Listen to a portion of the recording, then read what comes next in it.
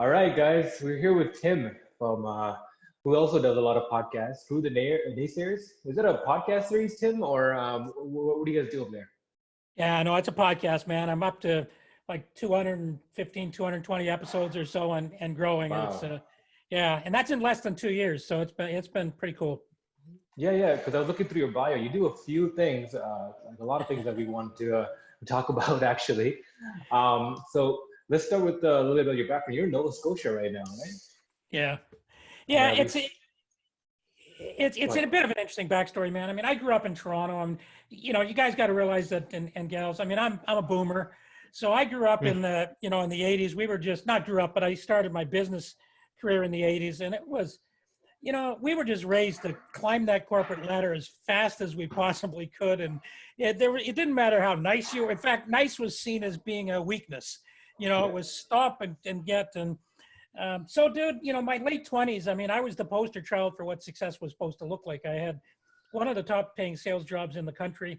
Amazing. I had company car, unlimited expense account. We were winning awards trips for my wife and I. Like in 1987, we got to go to Hong Kong on an all paid expense trip and then over to mainland China, which in 1987 was pretty rare, these kind of things. But, honestly, I mean, it was coming at such a cost. Yeah. And I used to blame the job. I don't anymore at this stage of my life. I realize it just was me. I mean, I just couldn't handle it, man. I mean, it was like, um, I was still learning how to be a husband and a father Yeah. and everything else. So I shocked the world because when I was 31, I quit. And and not only did I quit, but my wife was from this little fishing village in rural Nova Scotia, a 3-hour drive south of Halifax. In those days, it would have been 4 hours just to Hmm. drive down here. And I quit, and we moved down here, and I started an educational software company. And this, you got to keep this in perspective when I say educational software. This was actually, the internet existed, but not the World Wide Web. There was Yeah. no email. And my cell phone came with this gigantic battery pack that had to be plugged into my car 12-volt battery with an antenna that I often had to hold up on the roof in order to talk to somebody. So there were more than a few people who said that I was a little bit loopy. It was 1988.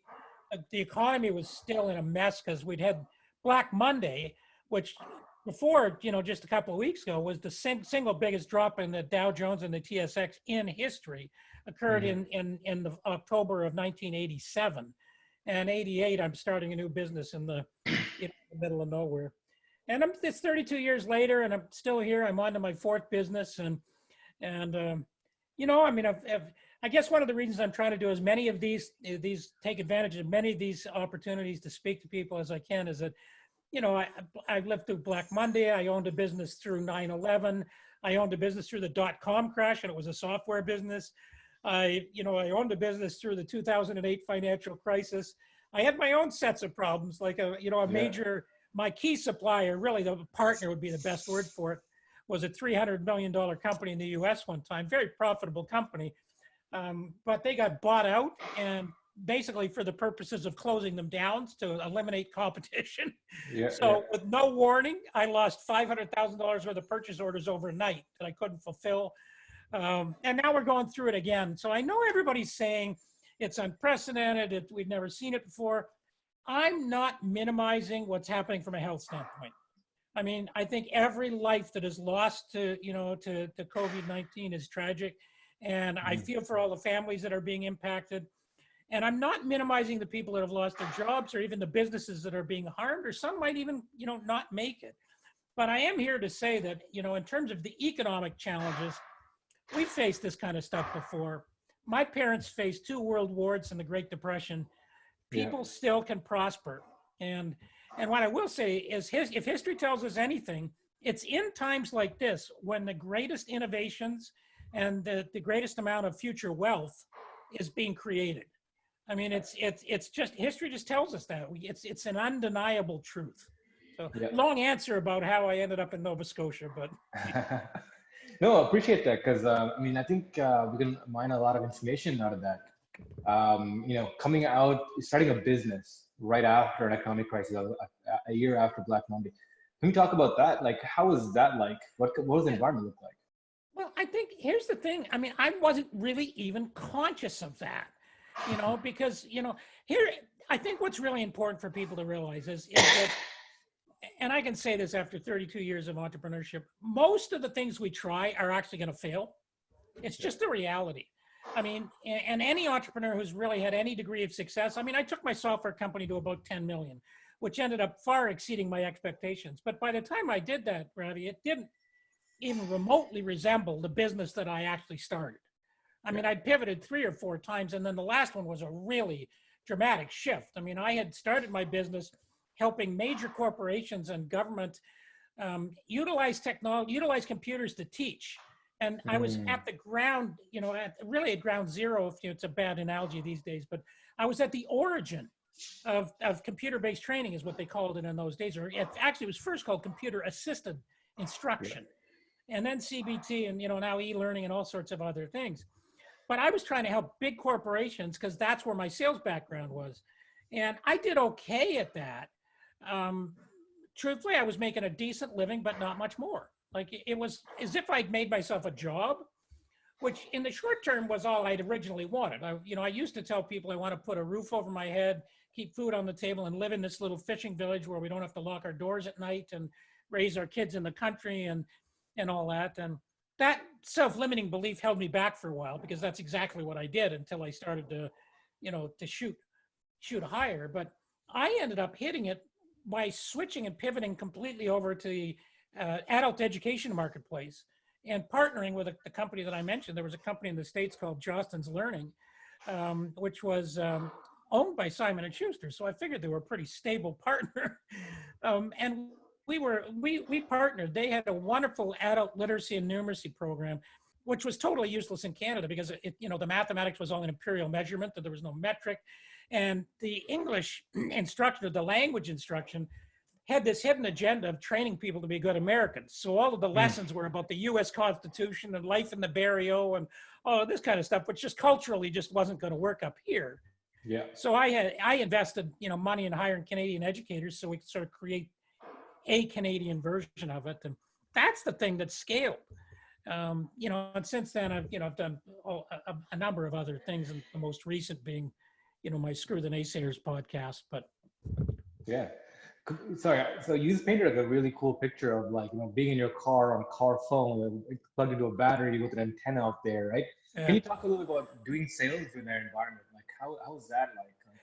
Well, were you a mobile traveling salesman? Were you? Yeah, look, I tell you for sure. And even as my business grew, Ravi, my single biggest expense was travel. I mean, because my customers weren't in my community, none of them. And I got a few originally in the province of Nova Scotia, mostly within about a 5-hour drive.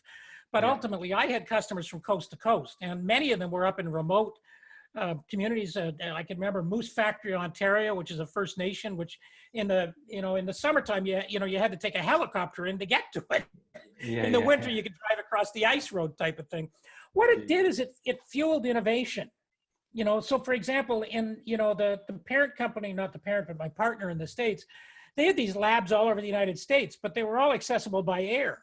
So when a client phoned and said, my network, because this was all local area network type stuff, it wasn't over the internet, the network's not working and I got error such and such, and they had terrible documentation. Nobody knew what error message 90431 was, except maybe people who were fixing it. They would put people on planes. They'd say, okay, well, somebody will be there tomorrow. They'd put somebody on a plane, and they had a whole team of people all over the U.S. flying around doing this. I'm this little company, which in the early days, I was still working out of my basement in my house, and I had, 1 or 2 employees. I took a young man who had gone to a local community college, and I set him down to get the training. The company down in the States said, he'll never be able to do it. He doesn't have enough technical education, blah, blah, blah. He came back. And I said, okay, here's the challenge, Yvonne. I'm not flying you from coast to coast to fix all this. What are we going to do when somebody calls from Moose Factory and they have a problem? And, I can't remember the name of the technology, but we used the very earliest concept of, connecting dial-up modems, I think a PC Anywhere. We were able to take over their server. And I used to buy, as part of the deal, it was like a $50,000 or $100,000 sale. I used to buy them 75-foot long telephone cords and a modem, a 2400 baud modem. If anybody today could even calculate what that is, how slow that is. But I'd buy it. I'd say you have to have the ability to plug that modem into one of your phone lines. And sometimes they would phone on one line and say, okay, I'm going to hang up and I'm going to connect the modem. So, you know, they'd explain what the problem was. They would disappear and my guy would go on. But we ended up with one person sitting in a fishing village here in Nova Scotia, supporting 115 learning centers with, you know, hundreds and hundreds of computers and stuff like that. One person working about 8 hours a day in one place. And they had, I forget, 50 or so full-time employees. I paid twice the amount that my guy felt he was being quite fairly paid, and he was, you know, for this community and everything else. Full-time white-collar work in this community, especially back then, but he was getting a good wage. So it fuels innovation if you don't dwell on it. And that's what's going to be happening right now. I mean, it's so hard to see, especially when we're entrepreneurs that are partway into a journey or we had a vision. A lot of people make a really big mistake, Ravi, and they'll focus on sunk costs.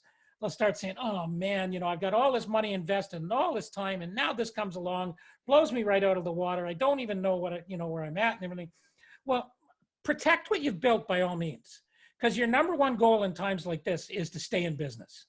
You know, it was David Meltzer, he was a wonderful business mentor, but he was on my show, and he just said, basically, as entrepreneurs, that's our biggest objective in time, any time, but especially in times like this. Do what you can to stay in business. How to keep open, how to stay open. Right. Yeah, but don't worry about how much is at stake, because that's not at stake today. That's already been invested.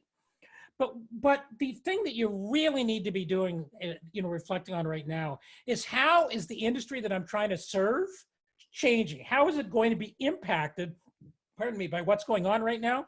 Because there is not a sector in the world that is not going to come out of this, whenever we come out of this, that's not going to come out looking different. And there are going to be new pain points that we might have been building a solution to a pain point that won't even exist anymore. But that's not necessarily a bad thing. If we can figure out what that next pain point is before other people are and come up with that solution, it's like an open playing field, because it came so sudden and so unexpected that there are not a lot of people that have been trying to innovate at that level. I was talking to a guy named Michael Devellano, who was an amazing guy. He wrote a book called Automate and Grow. And I was on his show just the other day. But, you know, I was talking to him. He's busier now, Ravi, than ever. Because no matter what industry, people are saying, well, gosh, I have to figure out how to drive technology in, you know, so I can do things, you know, differently. And I said, you got to stop talking about automate and grow, Michael. You're not talking about growing. You're talking about the next revolution in each of these industries. Yeah. This is where, and history tells us, like, I mean, I don't have the exact date. It was Mark Victor Hansen I interviewed the other day. It's not live yet, but he co-authored the Chicken Soup for the Soul books with Jack Canfield, who's also been on my show. But Mark David is a brilliant guy. I mean, and he knows so much about technology. And he was telling me that you know, one of the earliest recessions in the United States was in the 1890s. I think around 1893, 94 type of thing. And within 10 years, Alexander Graham Bell had created the telephone. I forget the name of the gentleman, but somebody had created the wires, the telegraph wires that could allow those messages to be sent. And Henry Ford, he didn't create the automobile, but he came up with this thing called the Model T and the idea of assembly line, you know, construction. Three of the biggest, you know, inventions and changes in the 20th century came in the first 5 years of that century, fueled by people coming out of a recession. You know, so I'm just like, it doesn't matter what your industry is, what's going to be different, what could be different, and how can we come out that other side energized and ready to take everything we know and apply it. And that's why, honestly, young people, and especially, have a lot of grasp of technology, because that is the thing that Mark Victor Hansen was talking about. The technology is not stopping. 5G is coming, and all the other stuff that's behind it. And so if people sort of look at the potential of that technology, look at the problems, there are going to be fortunes made by people that are penniless today, or fearing that their business is, you know, really wondering if they're going to get through it. You just got to clear the mind clutter and not get, you know, stop listening to the news, stop paying attention, and just focus on how can I serve? What can I grab? What could I do? Because I don't want to say I'm excited. I'm not excited about the virus because it's a horrific thing for the world. Yeah. But I'm excited about the opportunities that are there for people, and especially bright minds that are not. The longer we're into this thing, the more we start to get convinced that we have to keep doing things the way we've been doing it. Somebody just hit the reset button. I think it's the universe, to be honest. I think I speculate, and several of my guests, Jack Canfield, agreed, but it feels to me like, the universe just said, okay, enough, and hit a timeout on us. Because, we're destroying our environment. We're acting like money is the only thing that counts. We're running around like crazy. We've lost perspective on empathy and humanity, and not everybody, but as a society. And really, I think that's what's happened. The universe just said, you guys, you human beings need some time. Whatever your belief, your spiritual belief is, doesn't matter. The universe, God, Allah, whoever but some greater being or power said, it's time for everybody to stop, take a big step back, not just a little pause, and figure this stuff out so we can come back, in a way that's sustainable for our planet and that is more inclusive for people with less hatred. I mean, I'm an idealist, I guess, but I mean, it feels to me like that's what the universe is opening up for us. And I'm just hoping that people will take those opportunities. No, absolutely. And the cool thing about this is you're resonating and putting to words a lot of what we're hearing about. Because we at BloomX, we talk to a lot of entrepreneurs, especially, but also investors and professionals who work with them. And what you're saying is kind of universal. One, the idea of a reset button being pressed on humanity, right? Forcing us to contemplate things that we thought was impossible. Well, what does the world look like without air travel, without gas being utilized, without going into work, without schools, right? Like, we are now forced to live in that reality. And because of that, what was impossible a month ago is now the reality that we have to live with it, right? So the constraints have been taken off. And I think you're absolutely right about this being a huge opportunity. Because from all the companies we've been talking to, we see that companies are falling into two types of buckets, but 80% are falling into the buckets where my business is completely messed up. Everything's up in the air. I don't know where things land. And within that bucket, it might be, I'm gonna run out of money and fail, and I gotta liquidate employees and capital or assets. Or two is like, we're just gonna hang out and chill and just wait to see what happens. But then there are 20% of companies that fall into a completely different bucket, which is unexpected growth, because their markets are blowing up. And a lot of them were not expecting this, and now they weren't. Right? And it's really interesting talking to these companies because they have so much things going on now. It's just like, how do we keep up? How do we maximize? How do we capture market share? Right? They're so go, that while everyone else is struggling, it's like talking to a different universe. People working within these industries, right? So I want to talk to you about this. Like, you're obviously talking to a lot of people. What's blowing up right now? What's doing amazing that people can get some hope from? Yeah, well, I mean, certainly. I mean, I'll just be really. It may not seem like the biggest application, but podcasting is blowing up. Yeah. I have never been busier, and I'm getting outreaches from people that I would we're still early on in the game. I mean, I've had some names like Seth Godin and others on the show. I'm getting there. I've had a lot of Wall Street Journal best-selling authors, but I'm still less than 2 years. And I'm getting people like Jack Canfield and Mark Victor Hansen and Michael Hyatt. And every day I'm getting inquiries from folks that I used to have to chase, sometimes for a long period of time. They are all sitting at home.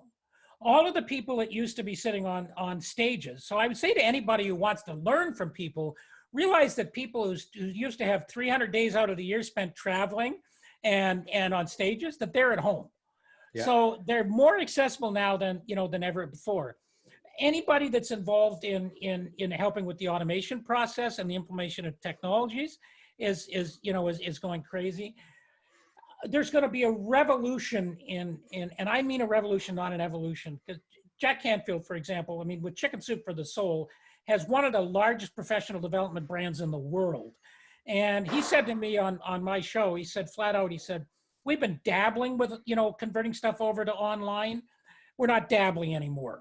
I'm going to try and get it all over, because for once, I'm not saying he wasn't saying that he doesn't miss the human interaction, but he was also saying, you know what, I'm not getting any younger, and maybe just sitting in my house a little bit more is not a bad thing.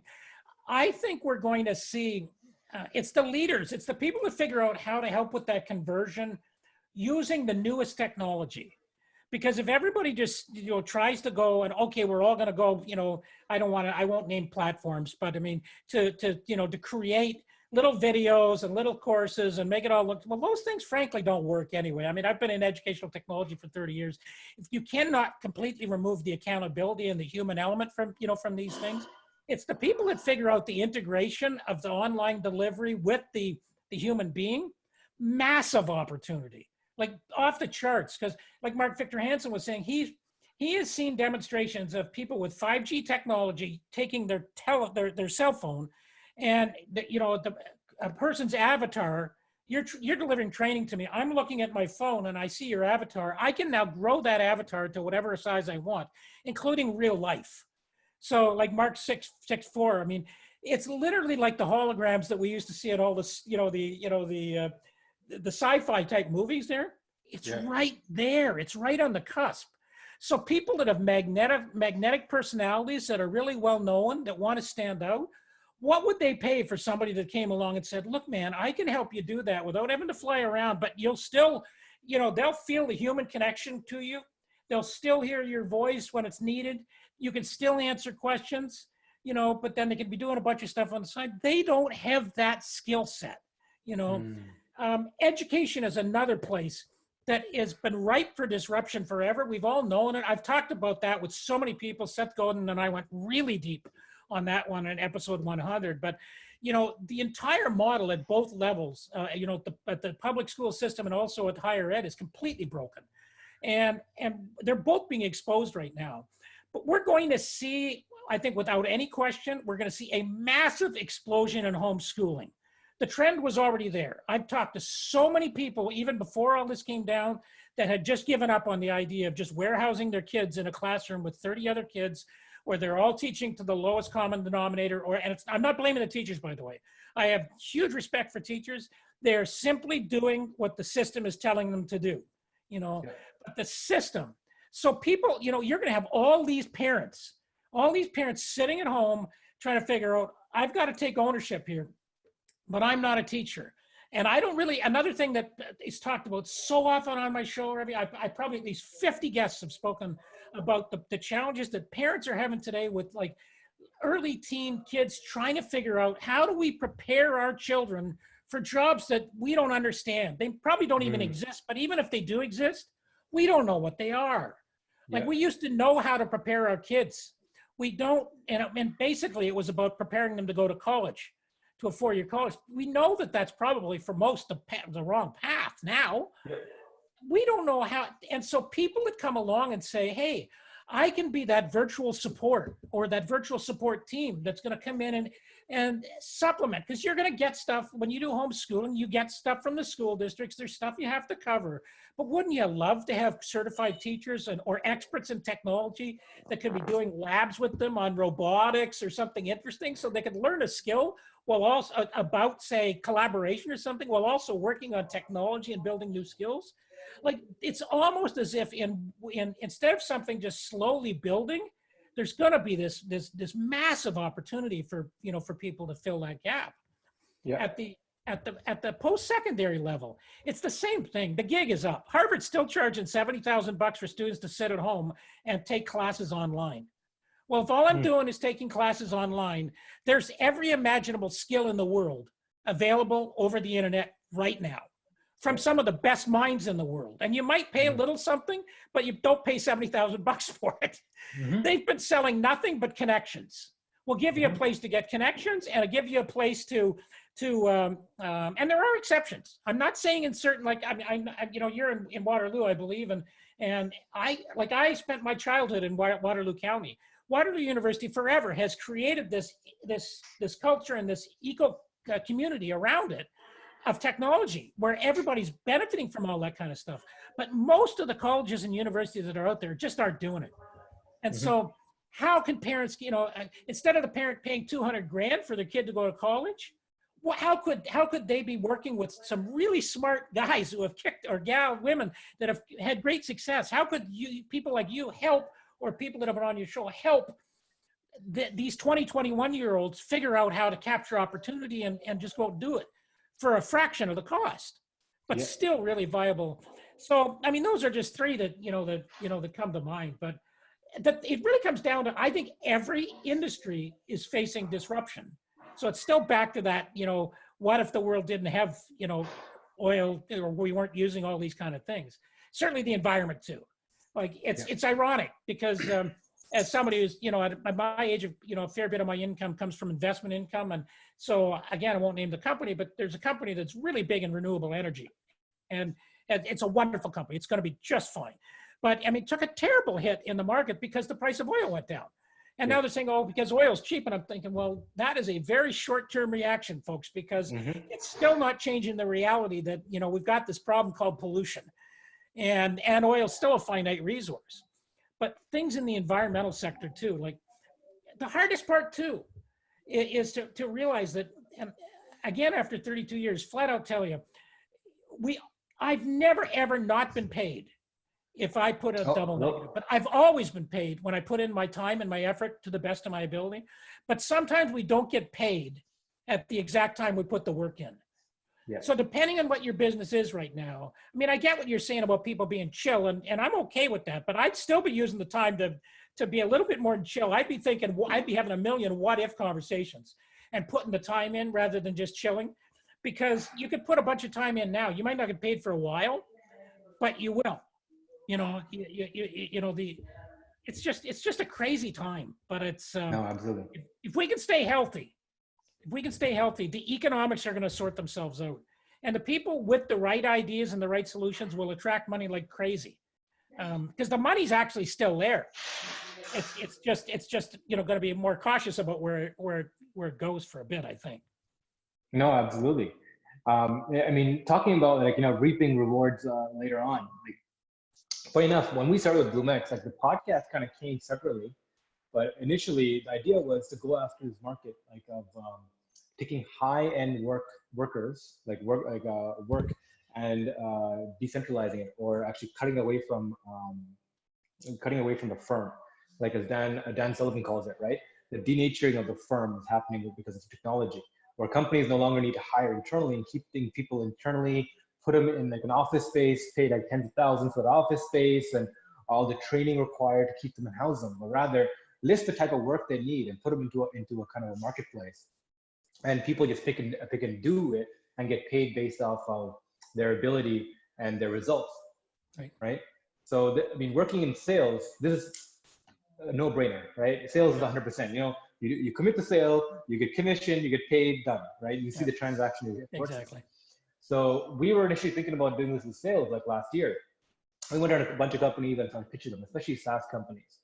And we're saying, it's like, hey, for the price you're paying for housing and going and churning through 2-3 BDRs at one time, pay us and we can do a whole field, because we don't house them. We can have them working remotely. We can put external goals for them and scale them up, and essentially find the right salespeople who can reach your targets. And they were interested, but they're like, I don't trust my salespeople. That's why I have them inside. That's why I have them on a leash, because their salespeople are assholes. They lie to me, right? They fudge their quota numbers all the time. So they, especially with SaaS technology companies, there's such an untrust they have within their own sales department that of outsourcing them seems so mind-boggling to them. They're like, yeah, I wouldn't ever do that. Now my phone's ringing off the hook. Yeah, exactly. Right? I've got 5-6 companies this week reach out saying like, hey, do you guys still do this? Because we have no idea how to handle our salespeople externally anyways. Why don't we just pay you guys to deal with it? Yeah. So now this whole service is opening up for us, which is managing salespeople virtually on behalf of companies. I like that idea a whole lot. And I can see the early resistance because but the reality is that's an example of something. Get ready for a lot more of your phone ringing because companies are downsizing all over the place. And that's the other thing we know when we go into these downturns, that employment is one of the last things to come back. The markets come back and everything else. But once they move people out, and the trends are undeniable anyway. We already know that in the States by now, close to 50% of the people pre this crash were working in the gig economy. And that's such a broad definition. It can mean a lot of things. Yeah. Yeah. But what I like about your model is there is accountability. because no, people aren't going to keep paying you if you're not delivering the results. It's the ultimate accountability. Whereas with salespeople, oftentimes you are paying them, and by the time you figure out they're not going to give you the results, you've spent a lot of money, you know. And yeah, but it's innovation. It's it's brilliant. But that model could work with so many different types of skill sets. Absolutely. Not limited to sales by any stretch. No, absolutely. I mean, I think sales will last, if anything, last part of a firm that's being outsourced, because it's a trust factor, right? I mean, marketing's been outsourced, IT's been outsourced, software, right? Engineering, all parts of the business have been outsourced, except for sales, because most companies don't actually trust their salespeople. Yeah. It's such a funny thing. And yet they're the front facing. Yeah, they are. You know what? It's also that, that sales is the lifeblood of the organization. So, what you're dealing with there is that, especially if, at least in terms of what I always used to do or be aware of when I was selling my software packages is that when people made that commitment to buy from us, it was, I won't say their job was on the line, but it might have been. And certainly, their biggest concern was not really how was my product more effective. There were two of us, the major competitors. Their decision was really rarely based on who's got the absolutely best product. I think I did, but the other guys thought they did, It was based on who can we really trust to make sure that I come out of this looking good. My mantra for my company, from the day I started it was as soon as I started hiring employees, I said to myself, I got to create some sort of culture. So our goal was to make our customers our heroes, because we knew that, they were trying to be an intermediary. They weren't the ones using the software. They're making the buying decision. And I wanted them to, look like stars in their organization. And that's partly what you're dealing with. When somebody said, goes all the way up the chain, it says, we're going to outsource sales. If that doesn't work, your career is over. That's really what you're dealing with, And so if you're dealing with the boss, well, right at the top, but even then he's saying, well, my company's gone if I make a mistake, So it's but you see, as you demonstrate results, in 10 or 15 years, the models that you're describing are going to be routine. I think will people, here's a question for you. Will all these people that have been working remotely be willing to just go back into the office so the boss can, hold them accountable for when they arrive, how much time they spend on coffee break? Did they chat too much around the water cooler, all that? Or are they going to say, you know what? I don't need that. I could find somewhere else that might be willing to let me do it from here because I'm good. What's going to happen is they're going to lose the top performers, which has always been the case in sales anyway. Let's face it. Top performers are the guys like you and I. We just spit out and we said, we're just going to start our own because we just couldn't find. And it really, to a certain degree, I mean, certainly in my case, wanting to be my own boss was an important part of it. But a lot of it is about independence. It's about being able to prioritize our time. There's a lot of reasons, why people that leave right now might be quite satisfied if they could work in a distributed environment where they're not held on a leash. We get enough of that in school. And that's why school's got to change, because school is just all about compliance. Show up, sit down, shut up, behave, and wait for instructions. And then when we wonder why when people graduate from that system and employers hire the people, that the employers say, these people don't know how to do anything. Well, they don't. All we've ever trained these kids to do, I say kids because at my age anybody's a kid, but is to follow instructions. Show me an employer that wants that out of an employee. I mean, that's why some of the best salespeople, some of the best employees, some of the best entrepreneurs all did bad in school because they failed that category.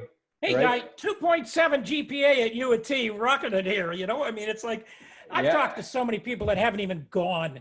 There's a guy named JT McCormick. I don't know if you've heard of him. He's an inspiring guy. He's in the States. He grew up the son of a pimp, and I mean a real pimp in Dayton, Ohio. He was sexually abused by his father's prostitutes. His mother had grown up an orphan in a state institution and then was on welfare. I mean, he all the reasons in the world not to succeed. JT only graduated high school because he went back and took some slack summer course. So he barely graduated. Today, the guy is the CEO of Scribe Media. It's a publishing company. He can't tell you the difference between an adverb and a verb, but his company in 2018 by a little organization called Entrepreneur Magazine, for his mid-sized company, Scribe was voted the best corporate culture in the United States of America with this guy who's figured out leadership. You know, when you go to his website and you look at all, there are pictures of every employee in the company. I mean, so it's not that big. To scroll down and find his name and his picture, you have to scroll through every single employee of the company. He's at the bottom. And he said, it's deliberate because I'm here for them. I serve them type of thing. You know, the education, Seth Godin on my show says that, you know, for all the parents that are super proud of their kids bringing home A's, you know, in public, in high school type of thing, all that is proof of compliance. That's his exact words. An A is just proof of compliance, that you're willing to sit there and do what you're told, and you have the ability to memorize and regurgitate information. It has zero, as a predictor of success, it has zero value. That's why, again, you know, that is a space, if there people are interested in it. See, thousands of, up until about the mid 1800s, whenever the Industrial Revolution began, I guess a little before that, we need to remember that in terms of education, Ravi, education was largely an apprentice system. Kids learned through play growing up. If you were, if as a child it looked, and you were a male in those days, because there were, you know, distinctions by gender. But if you looked like you'd have prowess as a hunter, you would be playing with little wooden spears and learning how to go and do those things. You were a gatherer, and then, you know, you would get paired based on your aptitudes and your interests with somebody older. And the elders in the community played a huge role in mentoring people. And, well, this is what your role is going to be to help us. And everybody did that.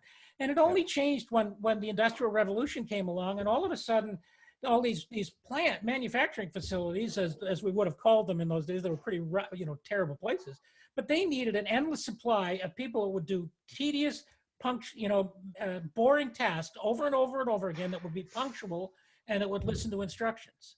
And we're still educating our children in 2020 based on that model. I believe that we're going to go back to people saying much earlier. I think of my son. He's an electronic, engineer, electronic engineering technician, but he works for the Canadian Coast Guard. But, you know, he was interested in technology and computers. By the time he was in grade 5, he was helping the teachers at the elementary school set up the networks and stuff like that, because they couldn't figure out how to do it. He could have hacked everything if he wanted to, but why wasn't I able to just take him and just focus his career path that way? Because we knew, and it's where he ended up.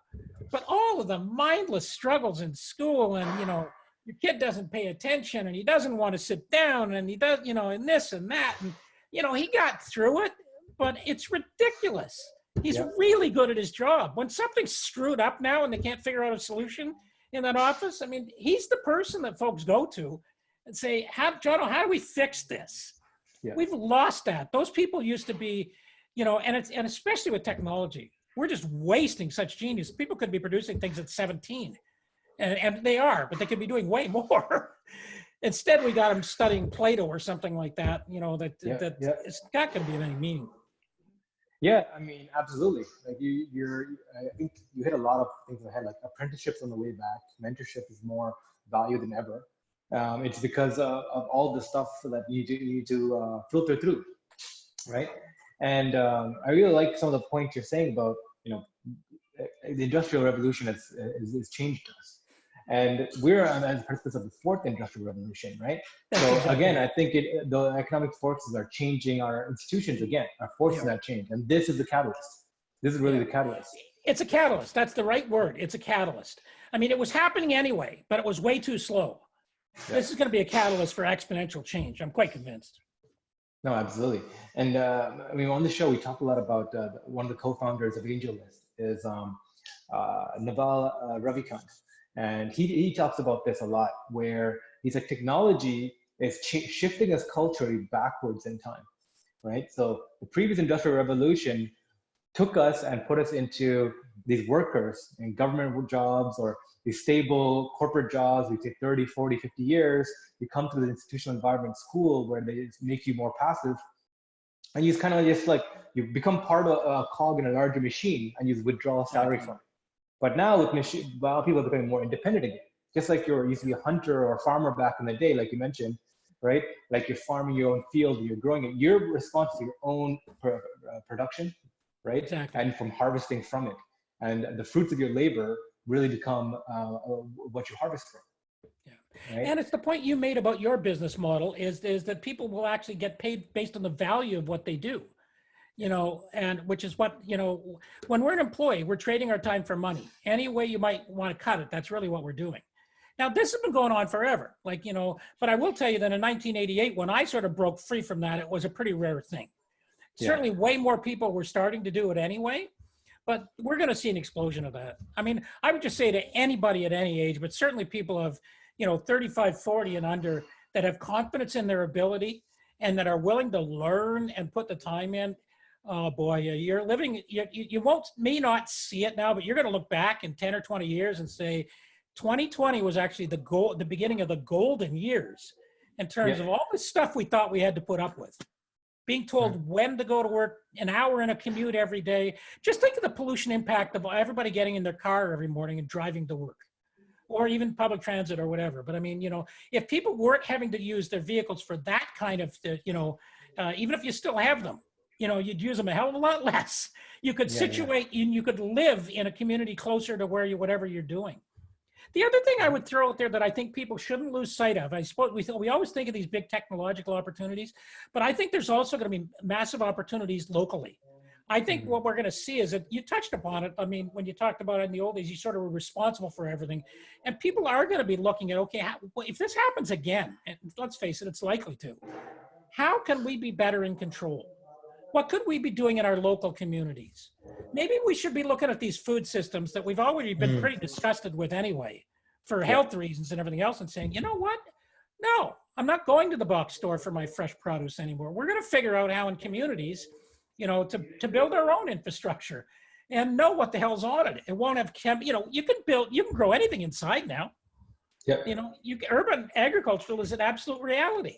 So why are we going and buying, crops that have been built, picked with slave labor, covered with chemicals, shipped halfway around, picked too early, shipped halfway around the world? I mean, that's just one example, but there's going to be, I think, opportunities in different eco-climates, micro markets, whatever you want to call them. It's time for imagination. And your partner is so spot on. We're breaking free from the changes that started with that industrial revolution, and the genie's out of the bottle. It's not possible to put that stopper back in. It's just a question of how fast, and there will be some those that resist that are going to be in for a painful time, because they're going to think they're hanging in on for stable jobs, and they're going to lose their jobs anyway. Those jobs are going to disappear, which is sad. So my advice, because I hear this on my show a lot, just don't sit back waiting for the hammer to drop. Take control of your own life. You own your career. I own my career at 62, 63. Doesn't matter what our age is. We own responsibility. And if we delegate that responsibility, then we've surrendered all control.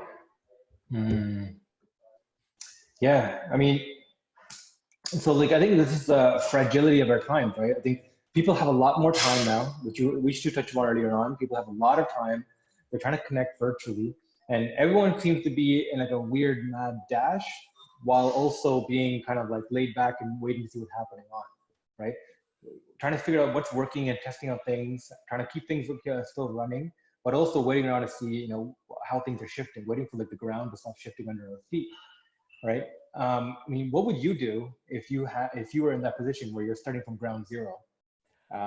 If I was really starting from ground zero, I would use this time to talk to as many people as I possibly could, and to try and find out what's going on, to get different perspectives from different industries, or if you've narrowed into an area that you're interested in, I'd be talking to as many people as I possibly could to try and get a handle on where the disruption opportunities are going to be. And I might also be this is a time, not that I'm touting my gray hair, but this is a time also to reach out to some of the people, especially for younger people, that have been through this kind of turmoil before, and to have conversations. I had a conversation. The reason I mentioned a bunch about education today, I had a conversation I did a free panel discussion earlier this week, and a teacher called in, and she was asking because she wanted to think about, and we all said, well, look, homeschooling, think about that problem. But then talk to a bunch of parents that, like in that example, I talked to a bunch of parents that currently homeschool. What have you found the hardest?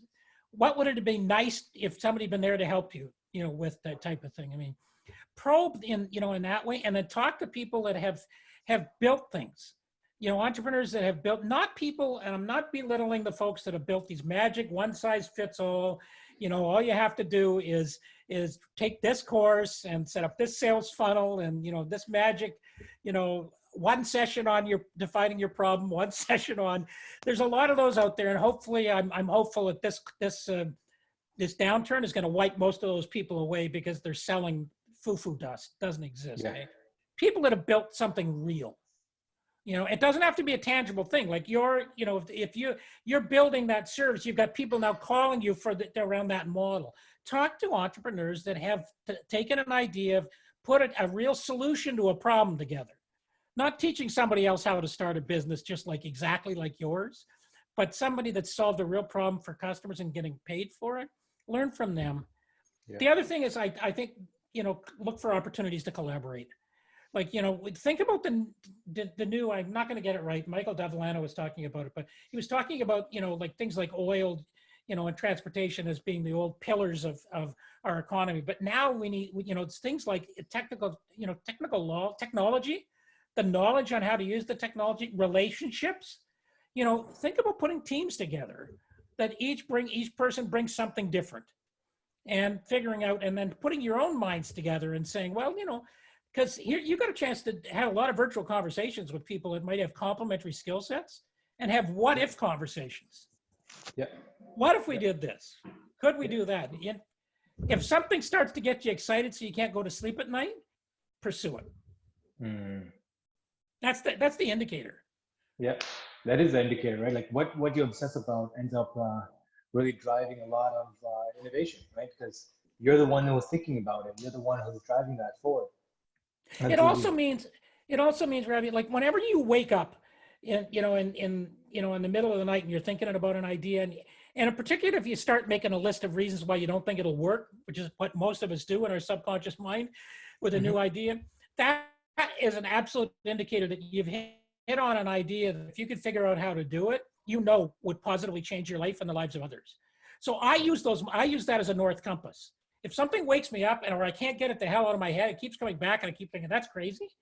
I talked to John Lee Dumas the other day. He's the host of Entrepreneurs on Fire. He's, has a 7-day-a-week podcast. He's been, I've had 1 million downloads a month type of thing.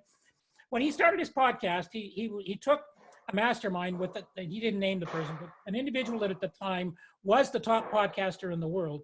And he said, I took 99% of this person's advice. But the one thing that he told me wouldn't work, he said, look, there's no way a 7-day-a-week show will work.